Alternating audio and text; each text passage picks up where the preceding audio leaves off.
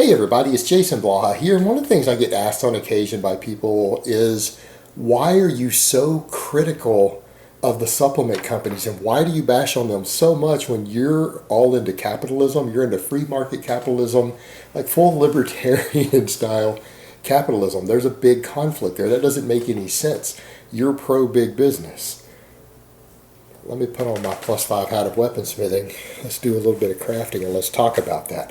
All right, that's really an interesting thing, and I'm going to get into that in a minute about the importance of independent reviews of things, or companies like Consumer Reports and everything else out there. But a lot of you young guys don't quite get it. You're so close to getting it, and it's kind of funny. I think it's funny because there are young men and women I've met who politically I disagree with, but they are so close to getting it because they're actually trying to use their brain. They're actually thinking, and they're trying to think outside of the box, and it's like they end up getting pulled a certain direction, like anti-capitalism, without realizing how close they are to really being true capitalism as it's intended in their thought process. And here's what I mean, because a lot of these guys are like, well, fuck capitalism, right? But then they'll be like, well, fuck this company. This shitty company, Bear Shearing Pharmaceutical, has shitty ethics. Fuck them. Don't buy their products. Okay, they'll say something like that. Or they will say, oh, Monsanto's a terrible company. Look at their horrible ethics. We need to do something about them. We need to quit supporting them. We need to do a letter writing campaign to tell people not to support them, buy their products. We need to tell our government not to subsidize them because they have terrible ethics and we hate them. They're a shitty company. Fuck them. Fuck these big businesses. Right? A lot of you guys do that. But when you do that and you are critically thinking and you are being critical of the behavior or a product that a big company produces, and you're being publicly critical of it, you're even being organized in your criticism of it, you are participating in the capitalist system actively. And actually, I applaud you for doing that, and here's why. That is what capitalism needs to work correctly. In a capitalist system, you need people to be able to speak out against a company when it's doing wrong, and to convince other people to use their buying power to change the way that company does business, the way it handles ethics, or even the quality or price of its products. Because in a true free market, the consumers, and that's you and I, we control those things. All right? The alternative to capitalism at this time is socialism.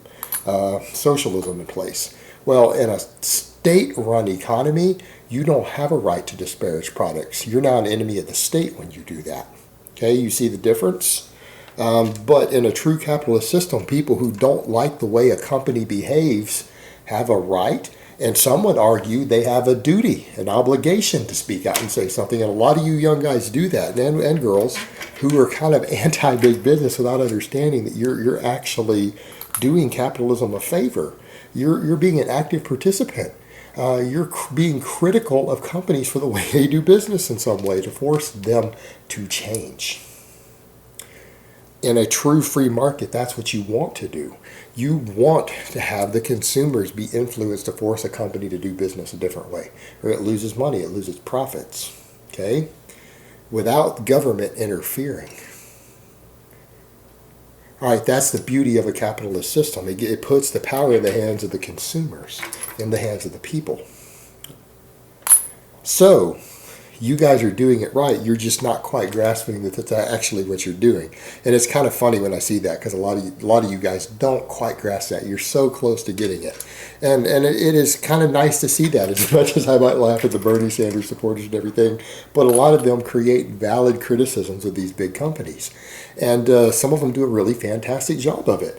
To the point where I say, some of these young people and a lot of other conservatives would be like, no, these Bernie supporters they're not going to be useful, they're not going to be helpful. I'm like, but some of them already are being helpful. Give these guys a few years. Let them get out there in the world another 5 or 6 years. They're actually kind of on the right track. And I think a lot of you guys are. You just need a little more life experience and you're going to be there. But a lot of that is showing some actual critical thinking instead of just kind of going with the flow. And we need to have some of that in society. We need that. All right? We absolutely need that in a free society. That's what I do with the supplement industry.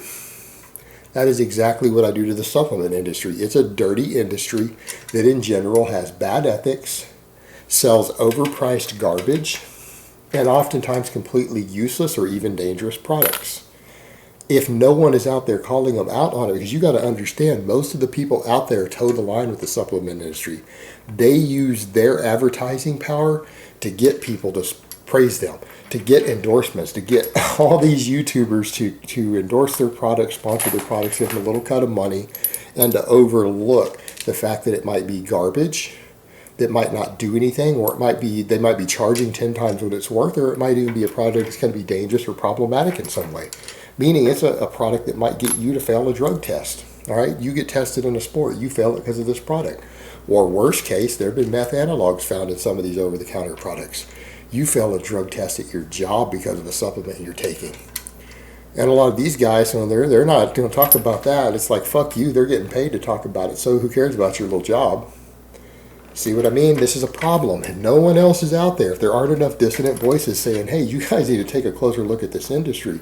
When they produce biased studies, you need to step back and go, nah, bud, this study's bullshit. It doesn't prove anything. This study is so biased, and it's not even independent, that I can't take it seriously. No, I'm not buying your product. I'm going to tell everybody else not to buy your piece of shit product either. Fuck you. If you got to make a biased study, it's probably no good. Or, you point out that these products aren't required to prove that they work before they're sold. They're not even required to prove that they're safe before they're sold, legally. And if they are proven to work, they oftentimes get made illegal because they actually work. They have a drug-like effect. That's illegal. They're a drug. And you got to have people willing to call this stuff out and to call these companies on their bullshit, because if you don't, they just suck in millions of naive people who don't know any better because they don't have any counter argument. They don't have anyone standing there saying, you know what, guys, most people probably aren't going to see any extra muscle gain from taking branched chain amino acids. Most people aren't going to see enhanced recovery from them. Certain people will in certain circumstances, but if you don't know what those circumstances are, and most of the people taking that product, branched chain amino acids, don't fall in that category, people are just getting fucked. It's not a useless product. It's a useful product in the right environment, just not for the majority of the people who take it or the way they use it. But if no one's telling people that, how do they know? If all they hear are all these coaches and bodybuilders and athletes saying branched chain amino acids rock. Hey, look at that study Dr. Norton was behind. It's a great product. See the problem there? How about the isotory stuff? No one's standing there calling that out. I was the only person on YouTube calling it out. Everyone else jumped on the isotory bandwagon.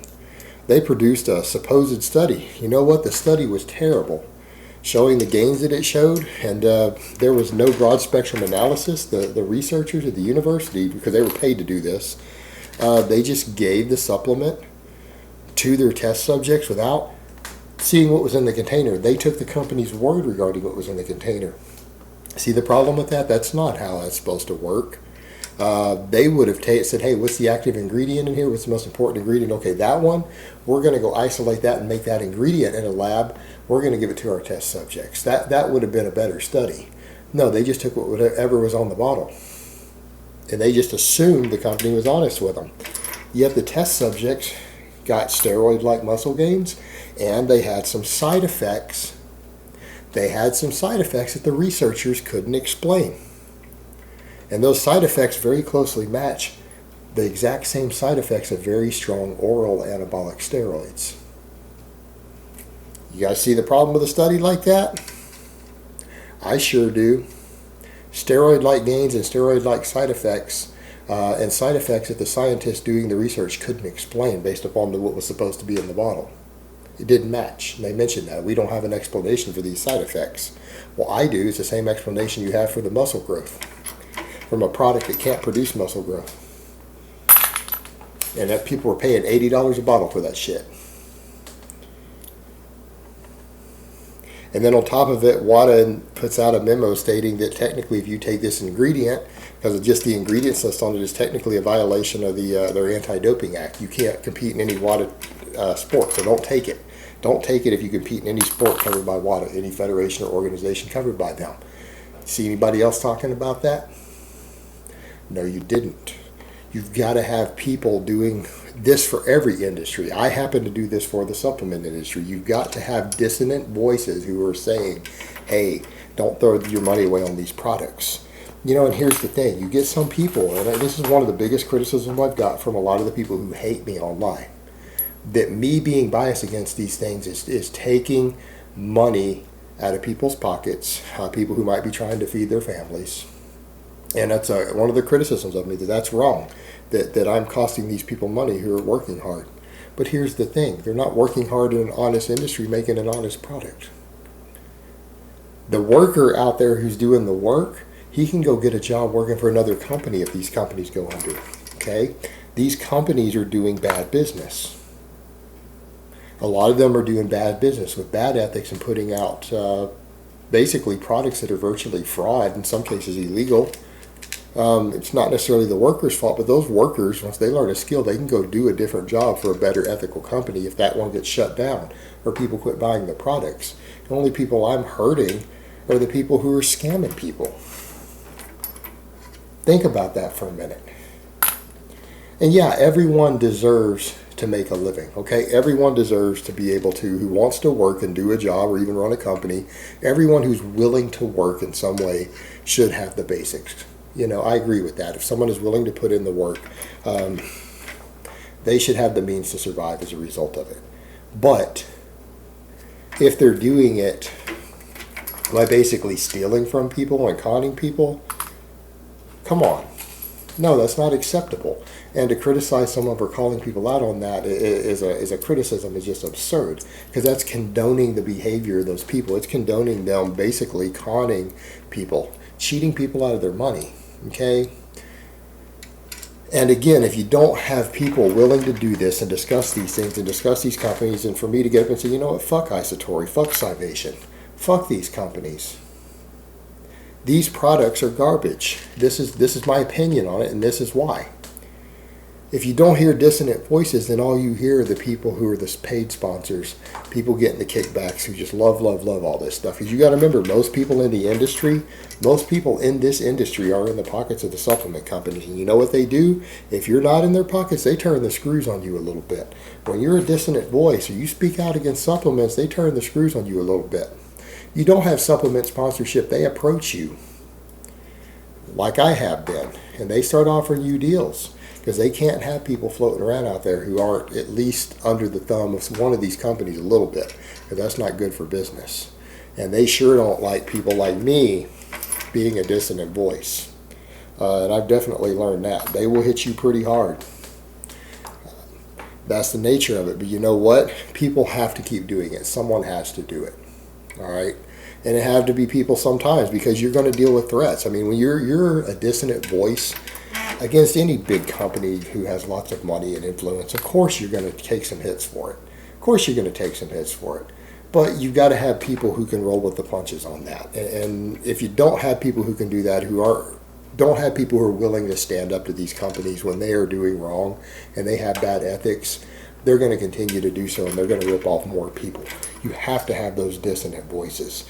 That is part of free market capitalism. Okay, that is a big part of free market capitalism. It is necessary to make the system work correctly. It's necessary.